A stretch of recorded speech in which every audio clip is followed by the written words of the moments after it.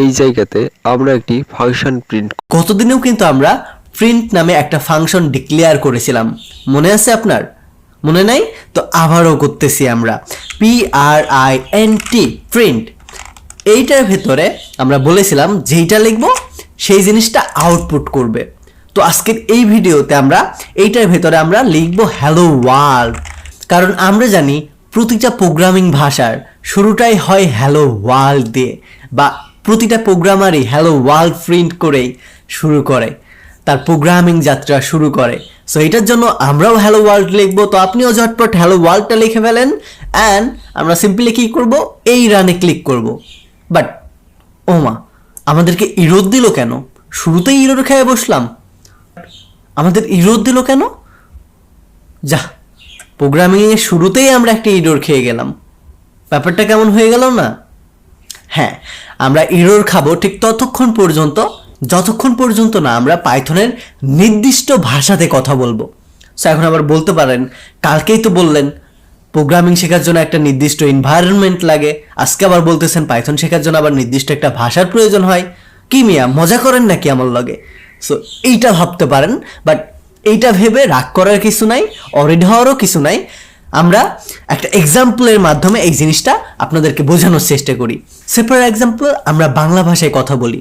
So at the same time যারা জাপানে বসবাস করে বা চায়নাতে বসবাস করে তারা জাপানিজ বা চাইনিজ ল্যাঙ্গুয়েজে কথা বলে।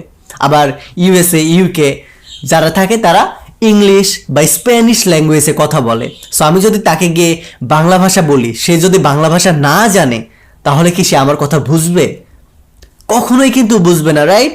সো এইটার জন্য আমাদের এনভায়রনমেন্ট যেমন আলাদা আলাদা হয়, ঠিক সেমভাবে ভাষাও যেমন মানুষের আলাদা আলাদা হয়, অ্যাট দ্য সেম টাইম আমাদের প্রোগ্রামিংয়ের জন্য আলাদা আলাদা ভাষায় আমাদেরকে প্রোগ্রামিংকে বোঝাইতে হয় বা আমাদের মেশিনকে বোঝাইতে হয়।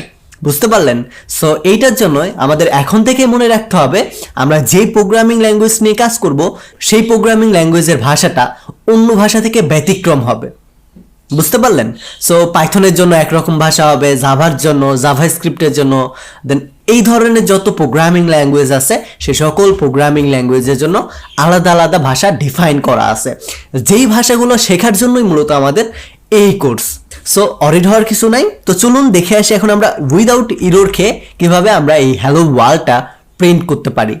সো শুরুতে আমরা বলেছিলাম যে প্রিন্ট এটা হচ্ছে একটা পাইথনের বিল্ড ইন ফাংশন, এবং এটার ভিতরে আমরা যেটা দিব সেটাই প্রিন্ট হবে। বাট আমাদের পাইথনের সিনট্যাক্সটা ফলো করতে হবে, পাইথনের রুলস অ্যান্ড পাইথনের ভাষা, এই কয়েকটা জিনিস মেইনটেন করে যদি আমরা এটার ভেতরে হ্যালো ওয়ার্ল্ড লিখি বা যেটাই লিখি তাহলেই শুধুমাত্র আমরা আউটপুট দেখতে পাবো। বুঝতে পারলেন? দ্যাট মিনস আমরা কিন্তু এই জায়গায় আসলেই ভুল করছি। হ্যালো ওয়ার্ল্ডটা কি এ কিন্তু এখন চিনে না, এটা জাস্ট এক একটা ক্যারেক্টার হিসেবে আছে যার কারণে সে ইরোর দিচ্ছে। সো এইটাকে আমরা যদি একটা সিঙ্গেল কোটেশন দিই, এই সাইডে একটা কোটেশন এবং এই সাইডে একটা কোটেশন দিই, তাহলে দেখতে পাবেন এখন যদি আমি রান করি তাহলে খুব সুন্দরভাবে আমাদের হ্যালো ওয়ার্ল্ড প্রিন্ট করে ফেললো। দ্যাট মিনস পাইথনে যদি আমরা কোনো এরকম ক্যারেক্টার ইউজ করি বা কোনো ওয়ার্ড লিখি তাহলে অবশ্যই আমাদের এই ক্যারেক্টারের আগে সিঙ্গেল কোটেশন দিতে হবে। তো এবার আমরা দেখি তো ডাবল কোটেশন দিয়ে হয় কি না। সো এটার জন্য জাস্ট আমি ডাবল কোটেশনটা দিব এবং এটার ভিতরে লিখবো হ্যালো ওয়ার্ল্ড। এখন যদি আমি যাই এবং রানে ক্লিক করি তাহলে দেখতে পাবেন হ্যালো ওয়ার্ল্ড প্রিন্ট করতেছে।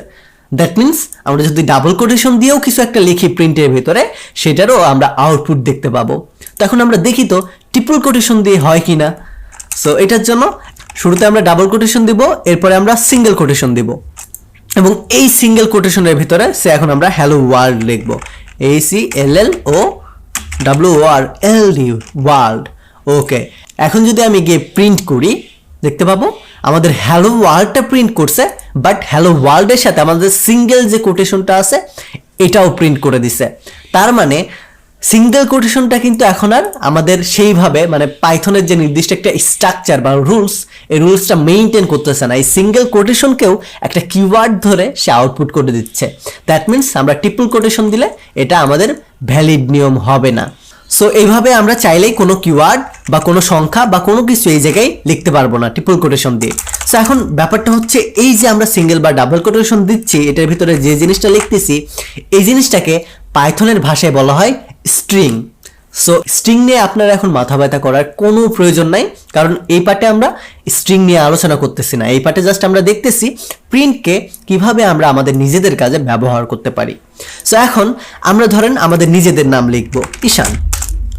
সো এখন যদি আমি আউটপুট করি, দেখতে পাবেন ঈশান আউটপুট করছে। তো এখন আপনার কাজ হবে আপনার নিজের নামটা আউটপুট করা। তো কিভাবে করবেন? জাস্ট এই জায়গাতে আপনার নামটা লিখে ফেলবেন। ওকে, সো আমি আশা করি এটা আপনি খুব সিম্পলি করতে পারবেন। এখন আমরা আরেকটা জিনিস করতে চাই। নাম তো প্রিন্ট করলাম, এখন আমরা আমাদের নাম্বারটা প্রিন্ট করতে চাই। এই জায়গাতে ধরেন আমরা হিরো 420 লিখব। সো 420 লিখতেছি এবং আমি যদি এই জায়গাতে জাস্ট রানে ক্লিক করি তাহলে দেখতে পাবেন আমাদের 420টা আউটপুট করে দেখাচ্ছে। দ্যাট মিনস আমরা যদি সংখ্যাকেও প্রিন্ট করি এখানে, অর্থাৎ সংখ্যাকেও প্রিন্টের ভিতরে রাখি, তাহলে এটা আউটপুট করবে। এটার জন্য আমাদের সিঙ্গেল বা ডাবল কোটেশন দিতে হবে না। সো এই যে সিঙ্গেল বা ডাবল কোটেশন ছাড়া আমরা যে সংখ্যাগুলো লিখতেছি, এই সংখ্যাগুলোকে বলা হয় ইন্টিজার বা নাম্বার টাইপ। বুঝতে পারলেন? সো এইটার জন্য আমরা চাইলে এটার ভিতরে নাম্বার টাইপ ডেটা পুট করতে পারবো। সো আমরা আমাদের আজকের ফার্স্ট প্রোগ্রাম থেকে দুইটা জিনিস শিখলাম।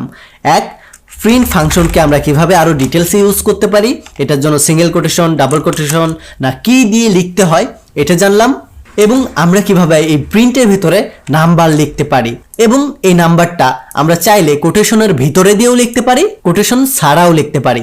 বাট কোটেশনের ভেতরে দিয়ে যদি লিখি তাহলে এটা অন্যরকম একটা টাইপের হবে, এবং কোটেশন ছাড়া যদি লিখি তাহলে এটা আমাদের অন্য আরেক রকম টাইপের হবে। সো এখন টাইপ নিয়ে আমাদের মাথা ব্যথা করার কোনো প্রয়োজন নাই। এখন জাস্ট আমাদের মনে রাখার বিষয় হলো আমরা চাইলে আমাদের প্রিন্ট ফাংশনের ভিতরে ওয়ার্ড, কিওয়ার্ড এইভাবে বিভিন্ন লেটার লিখতে পারি। যখন আমরা বিভিন্ন লেটার লিখবো তখন আমাদের অবশ্যই সিঙ্গেল বা ডাবল কোটেশন দিতে হবে।